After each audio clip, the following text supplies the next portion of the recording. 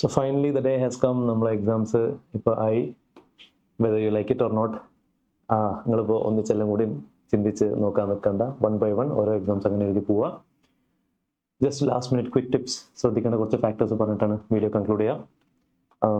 ഏറ്റവും ബേസിക് ആയിട്ട് നിങ്ങൾക്ക് എക്സാം ഹോളിൽ കൊണ്ടുവേണ്ട ഫാക്ടേഴ്സ് എന്തൊക്കെയാണെന്നുള്ളത്. നിങ്ങളടുത്ത് black pen, definitely black pen, പെൻസിലും കയ്യിൽ വെക്കുക. കാൽക്കുലേറ്ററും എല്ലാ എക്സാമിനും കൊണ്ടുപോയിക്കോളി. തിയറി ആവട്ടെ പ്രാക്ടിക്കൽ ആവട്ടെ വാട്ട് എവർ. ഏതൊക്കെയാണ് ഈവൻ ലോ പേപ്പറിൽ വരെ എവിടേക്കാണ് നമുക്ക് കാൽക്കുലേഷൻ ആവശ്യം വരും നമുക്ക് പറയാൻ പറ്റില്ല. കാൽക്കുലേറ്ററിനെ പറ്റി പറയുമ്പോൾ നമുക്ക് 12 ഡിജിറ്റുള്ള calculator, 6 functions, 2 memory, special key കാര്യങ്ങളൊന്നും പാടില്ല. ഒരു ഫോട്ടോ ID ഉള്ള ഒരു പ്രൂഫ് എന്തെങ്കിലും കയ്യിൽ വെച്ചോളി. സാധാരണ ആവശ്യം വരാറില്ല, but still make sure hall ticket നിങ്ങൾ കയ്യിൽ വെച്ചിട്ടുണ്ടെന്നുള്ള. ഇപ്പം തന്നെ നിങ്ങൾ കൊണ്ടുപോകാൻ പോകണം, ബാഗ് റെഡിയാക്കി വെച്ചോളി. എക്സാം ഹാളിലേക്ക് ഇപ്പോൾ ഇന്റർനെറ്റ് എക്സാംസ് ഇപ്പോൾ നാളെ സ്റ്റാർട്ട് ചെയ്യാണ്, ഫൗണ്ടേഷൻ മറ്റേ നാളെ സ്റ്റാർട്ട് ചെയ്യാണ്. എക്സാം ഹാളിലേക്ക് നിങ്ങൾ ഫസ്റ്റ് എക്സാമിനെങ്കിലും അറ്റ്ലീസ്റ്റ് കുറച്ച് നേരത്തെ എത്താൻ നോക്കുക. സ്ഥലവും കാര്യങ്ങളൊക്കെ ഒന്ന് ഫെമിലിയർ ആക്കാൻ നോക്കുക. എക്സാം ഹാളിൻ്റെ പുറത്തുള്ള ഫ്രണ്ട്സൊക്കെ ഉണ്ടാവും. ഏറ്റവും ബെസ്റ്റ് അവർ മൈൻഡ് ആക്കാതെ നിൽക്കുന്നതാണ്. If at all it is fine, നിങ്ങൾ പോയി മീറ്റ് ചെയ്തു കാര്യങ്ങളൊക്കെ. ബട്ട് ആ ലാസ്റ്റ് മൊമെന്റ് വരാൻ പോണ കുറേ ഒപ്പീനിയൻസ് ഉണ്ട്. അത് നോക്കിയോ, ഇത് നോക്കിയോ, ആ ടോപ്പിക് നോക്കിയോ, ഈ ടോപ്പിക് നോക്കിയോ, വിച്ച് നമുക്ക് ബെനിഫിറ്റിനേക്കാൾ കൂടുതൽ പാനിക് ആവാനേ അത് ഹെൽപ്ഫുൾ ആവാറുള്ളൂ. അപ്പോൾ അതിനൊന്നും നിൽക്കണ്ട. കൂൾ ഓഫ് ടൈം നേരത്തെ തന്നെ എക്സാം ഹോളിൽ കയറാൻ നോക്കുക. കൂൾ ഓഫ് ടൈം പ്രോപ്പർലി വായിക്കുക. 2 ഫാക്ടേഴ്സ് എത്രയും പെട്ടെന്ന് അതിൽ തീരുമാനമാക്കി എടുക്കുക. നിങ്ങൾ ഏത് ക്വസ്റ്റ്യൻ വെച്ചിട്ടാണ് സ്റ്റാർട്ട് ചെയ്യാൻ പോകുന്നത്, നിങ്ങൾ ഏതാണ് ഓപ്ഷനിൽ സ്കിപ്പ് ചെയ്യാൻ പോകുന്നത്, ഇത് രണ്ടും. കൂൾ ഓഫ് ടൈമിൽ നിങ്ങൾ ഫസ്റ്റ് ക്വസ്റ്റ്യൻ വായിക്കാൻ നിൽക്കില്ലേ. And I would advise first question വെച്ചിട്ട് ആൻസർ തുടങ്ങാൻ നിൽക്കില്ലേ. ഡിസ്ക്രിപ്റ്റീവ് വെച്ച് തുടങ്ങണം, MCQ വെച്ച് തുടങ്ങണം. പേഴ്സണൽ ഒപ്പീനിയൻ, അങ്ങനെ ഭയങ്കര റൂളോ കാര്യങ്ങളൊന്നുമില്ല. പേഴ്സണൽ ഒപ്പീനിയൻ നിങ്ങളെ ഏറ്റവും ബെസ്റ്റ് ഒരു 2 ഡിസ്ക്രിപ്റ്റീവ് വെച്ചിട്ട് സ്റ്റാർട്ട് ചെയ്തോളി. അതന്നെ ഏകദേശം നമ്മളെ പാസ് മാർക്കിലേക്ക് എത്തിക്കാനുള്ള ഒരു ഏറെക്കുറെ പെർസെൻറ്റേജ് ആയി. അത് കഴിഞ്ഞിട്ട് MCQയിലേക്ക് പോവുക, MCQs കംപ്ലീറ്റ് ചെയ്യുക. യു വിൽ ബി ലൈക്ക് നമ്മൾ ഓൾറെഡി ഒരു സേഫ് സോണിൽ എത്തിയ ഒരു കംഫർട്ട് ഫീലിംഗ് വരും. മേക്ക് ഷുവർ നിങ്ങൾ ഏറ്റവും കംഫർട്ടബിൾ ആയുള്ള ആൻസർ വെച്ചിട്ടാണ് നിങ്ങൾ ഫസ്റ്റ് സ്റ്റാർട്ട് ചെയ്യണത്. ആൻസറിൻ്റെ ഓർഡറിൽ തന്നെ എഴുതണം എന്നുള്ള കമ്പൽസറി അല്ല. നിങ്ങൾക്ക് ഏറ്റവും അറിയണ വെച്ചിട്ട് സ്റ്റാർട്ട് ചെയ്യുക. ഒരു ക്വസ്റ്റിൻ്റെ സബ് പോയിന്റ്സ് എല്ലാം ഒന്നിച്ചായിരിക്കണം. MCQ എഴുതുന്ന സമയത്ത് MCQക്ക് നമുക്ക് ഇന്റർമീഡിയറ്റിൽ നെഗറ്റീവ് ഇല്ല, ഫൗണ്ടേഷനിൽ നെഗറ്റീവ് ഉണ്ട്.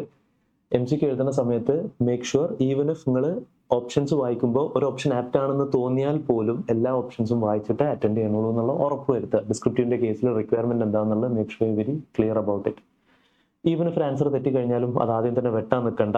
നിങ്ങളത് സെക്കൻഡ് വീണ്ടും എഴുതാൻ പ്ലാൻ ചെയ്യുന്നുണ്ടെങ്കിൽ എഴുതി കഴിഞ്ഞിട്ട് അത് വെട്ടിനു പറ്റി ആലോചിച്ചാൽ മതി. ഏറെക്കുറെ നമ്മൾ ഫസ്റ്റ് പേജ് ഫില്ല് ചെയ്യുമ്പോൾ നിങ്ങൾ ഹറിബറിയൊന്നും ആവാൻ നിൽക്കരുത്. എസ്പെഷ്യലി നമ്മൾ ഫസ്റ്റ് എക്സാമിൻ്റെ കേസിൽ ടേക്ക് യുവർ ടൈം പ്രോപ്പർലി. അത് ആ ഏരിയ കൊളാക്കാൻ നിൽക്കില്ല. വേറെ എന്തൊക്കെയാണ് നമ്മുടെ ആൻസറിൽ മിസ്റ്റേക്ക് വന്നു കഴിഞ്ഞാലും അത് മാക്സിമം നിങ്ങൾ പക്കയാണ്, പ്രോപ്പറാണെന്നുള്ള ഉറപ്പുവരുത്താൻ നോക്കുക. That's it. എക്സാം കഴിഞ്ഞ് പുറത്തിറങ്ങി കഴിഞ്ഞാൽ അഗെയിൻ ആ പെർട്ടിക്കുലർ സബ്ജക്റ്റിനെ പറ്റി ഫ്രണ്ട്സായിട്ട് ഡിസ്കഷനോ കാര്യങ്ങളൊന്നും ചെയ്യാൻ നിൽക്കണ്ട. അടുത്ത എക്സാമിനെ പറ്റി ഫോക്കസ് ചെയ്യുക. ഈവൻ നിങ്ങൾ സ്വയം ഇവാലുവേറ്റ് ചെയ്യാനോ കാര്യങ്ങളൊന്നും നിൽക്കണ്ട. യൂട്യൂബിലും വന്നിട്ട് കുറേ പേപ്പർ അസസ്മെന്റ് കാര്യങ്ങൾ എങ്ങനെ ഉണ്ടായിരുന്നു ഒക്കെ പക്ക ടൈം വേസ്റ്റ് ആണ്. നമ്മൾ എക്സാം കഴിഞ്ഞിട്ടില്ല. Keep that in mind. And even if first exam ഇനിയിപ്പോൾ ടഫ് ആയാലും കോംപ്ലിക്കേറ്റഡ് ആയാലും ടെക്നിക്കൽ ആയാലും no matter what ever happens, make sure നിങ്ങൾ എല്ലാ എക്സാംസും എഴുതുന്നുണ്ട് എന്നുള്ളത്. ഏകദേശം ടെക്നിക്കൽ ആവും എന്നുള്ള എക്സ്പെക്ടേഷനിൽ തന്നെ പോവുക.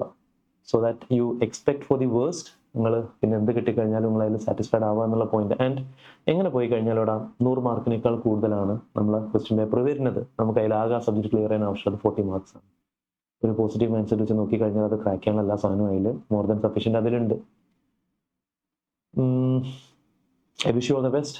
നിങ്ങൾ നാളെ ഇന്റർമീഡിയറ്റ് സ്റ്റുഡൻസ് നാളെ പോകുമ്പോൾ ഫൗണ്ടേഷൻ മറ്റന്നാളെ പോകുമ്പോൾ നിങ്ങൾ പുതിയൊരു ഫുഡോ കാര്യങ്ങളോ ഒന്നും ഈ മൊമെന്റിൽ ട്രൈ ചെയ്യാൻ നിൽക്കില്ല. ഞാൻ ഈ പറയുന്ന ഓരോ മൊമെന്റ്സും എന്നെ എന്താ പറയുക, ഞാൻ എൻ്റെ പേഴ്സണലി എൻ്റെ ഫ്രണ്ട്സിൻ്റെ കേസിൽ സംഭവിച്ച ഓരോ അബദ്ധങ്ങളെ ബേസിസിലാണ് ഞാൻ ഈ പറയുന്നത്. ആ സമയത്ത് എന്തൊക്കെ വയറിന് പണി കിട്ടി, പ്രശ്നങ്ങളായി, നമ്മളെ എക്സാംസ് അത് കാരണം എഫക്റ്റഡ് ആവാതെ നോക്കി. That's it. ഉഷാറാക്കി ഇൻഷാ അല്ലാഹ് പാസ്സാവും. I wish you all the best.